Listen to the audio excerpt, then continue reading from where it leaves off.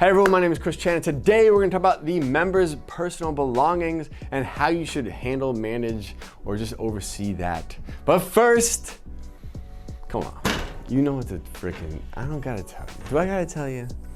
Did you do it yet? You know what I'm talking about, right? All right, like, comment, subscribe, do all three. I don't know, put a comment down, say like, hey, you know, video was great, or it sucked, or hey, we'd like to learn more about this. All right, so let's get into it. Members' personal belongings. How should you handle this? Best thing to do is get yourself some IKEA, a 4x4 or a 3x3 like box that has like all these little cubbies in it, right? So you wanna get yourself something like that. Go to IKEA.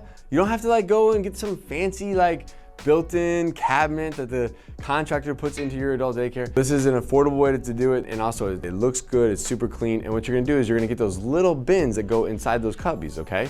And on those bins, a lot of them will actually sell it where they put a little placard in there, so you can just stick like a little index card, a little piece of paper with someone's name on it, okay? So you're gonna add those bins, get their nameplates on it, that'd be number 2. Number 3, you know, this is an area for them to basically store their purses or other valuable items. So when someone comes in, they might have a coat, they might have a purse, they might have other valuables that they can put in there, and they can put them in a place where it's all in one spot. It's not gonna get lost, and you know, they can go locate it if they need it, you know, throughout the day, or your staff can go help them get it, or you know, however it might be. You might put it in there for them, they might put it in themselves, but either way, you keep everything in a nice organized area. Number 4 is that you can use this where families could actually bring to you the incontinence supplies that you might need for them, and extra change of clothes and things like that in case they had an accident. You know, because you never know. You might have obviously some people might come super independent, they don't need any help, they might not even need the cubby, or they might manage the cubby by themselves. But you might have other people who come who you're actually primarily using the cubby for managing their incontinence supplies and their change of clothes and the things that they might need if they were to have an accident.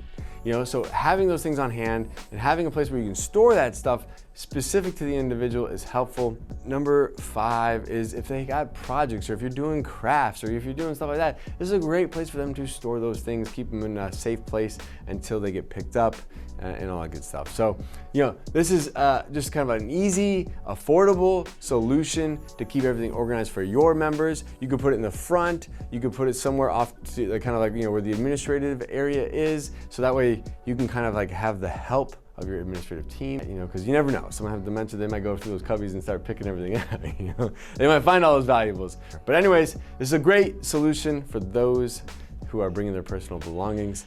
Thank you guys for joining me on this video. We'll see you on the next one. If you want to learn more about opening up your own adult daycare, go to adcpro.com. and we'll see you soon. Now let's get back to work. Hey guys, thank you so much for joining me. If you'd like to learn how to open your own adult daycare center, go to adcpro.com. If you'd like the latest business tips, click here, and make sure you subscribe to our channel, click here. We'll see you guys next time.